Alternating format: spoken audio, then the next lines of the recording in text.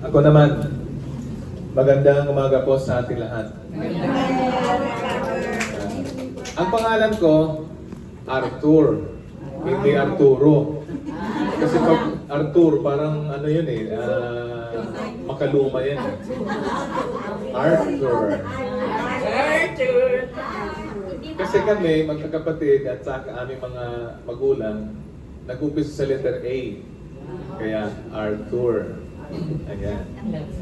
Nung bata pa ako, nung mga 1990, hindi ko mabanggit yung Arthur kapag tinatanong pangalan ko. Kaya ang nababanggit ko ay Toy. Kaya ang bata kasi mahirap maka-pronounce ng R.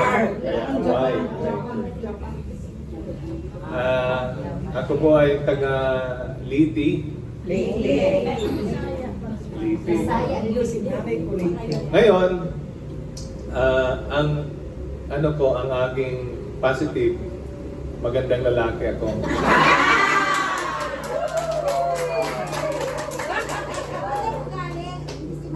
Ang negative, sobrang gandang lalaki ko.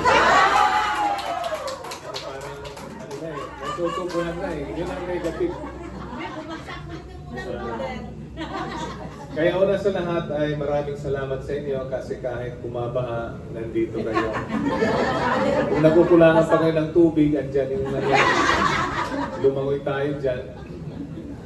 Sana tumigil ang ulan para makapag-picture taking tayo sa gilid ng swimming pool. Para sabihin naman ng mga taga Corinthian Gardens na nasa libis tayo. Ito lang may babahagi ko sa inyo habang nandito tayo. Una, kasi kayo naglilingkod kayo lahat dito, di ba? Ang iba dito nilulumot na.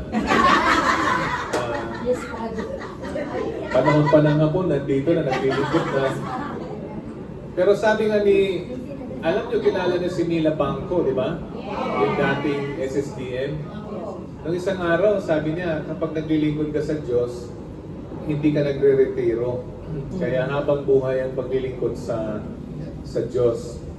May ilang bagay lamang akong nais ibahagi sa inyo tungkol sa ating paglilingkod. Una, yung panalangin. Ang panalangin, yan ang una sa lahat at higit sa lahat pinakamahalaga sa paglilingkod. At kahit sa ating personal na buhay, yan ang pinakamahalaga. Kasi kapag hindi ka naglilingkod, lahat yan ay mauuwi sa wala. Kasi kahit gaano kasipag mo, kahit gaano katalino mo, kapag hindi ka nagdarasal, ano yan eh, nagiging nawawala ang direksyon sa buhay. Kaya tinan mo itong nangyayari sa Pilipinas, nagpapatunay yan na yung mga Pilipino ay kulang sa dasal, kulang sa panalangin, kulang sa pagtawag sa Diyos. Kasi kung sila ay tumatawag lagi sa Diyos, hindi nila ito magagawa sa ating bansa. Ang kanilang tinatawag lang ay ang kanilang sarili, ang kanilang mga kaibigan, at ang kanilang pamilya. Kasi kapag puro sarili ang iniisip, ano ang kinalalabasan ng tao? Nagiging ganit. Yun ang epekto eh, nagiging ganit. Ngayon, marami na akong nakilala mga mayayaman, tagumpay na mga tao, na ang sagot nila sa akin lagi ay nadadala yan, Father, sa dasal. Meron ako mga active sa simbahan na yung mga anak ay mga successful na, mayayaman. Pag tinatanong ko sila, paano niyo na ba naitagol yung pamilya niyo at naging ganito ang mga anak niyo? Ang sagot nila sa akin ay nadaan yan sa dasal. Kasi kahit sabi ko, ayoko pa-apekto. Kahit puro negative, ayoko pa-apekto. Patience, understanding. Ang negative ko, tamad ako pumansin sa negative. Hindi ako basta pumapatang, alam niyo. Hello po. O, di ba nag-react? Hindi ako pala patol doon sa mga negative. Diba, Ate Wilma? Tahimik lang. Kasi ayoko magkaroon ng polluted mind. Diba, teacher? Yun lang. Ang huli, tapos si Ate Ching. Ate Ching. Hello, ako po si Ate Ching, dating lecture commentator sa Mount Carmel, BEC, CWN. AP din natin pero binitawan ko na lahat. Nag-focus na ako sa BEC and CWL. Ano ba? Ang negative side ko ay siguro bahala na kayo magsabi sa akin kung ano yung negative ko. Hindi. Sabihin nga daw eh.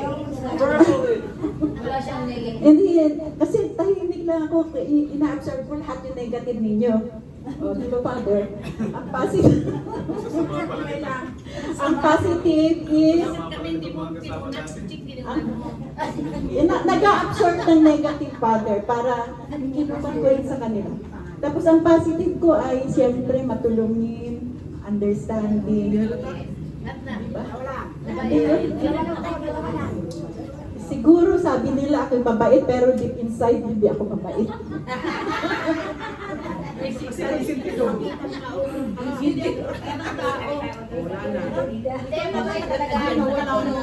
Ayaw niya.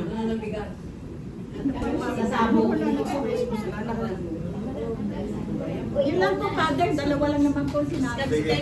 Thank you. Brother na. Wait lang, wala si Father Mike. Mic test. Ito, Father.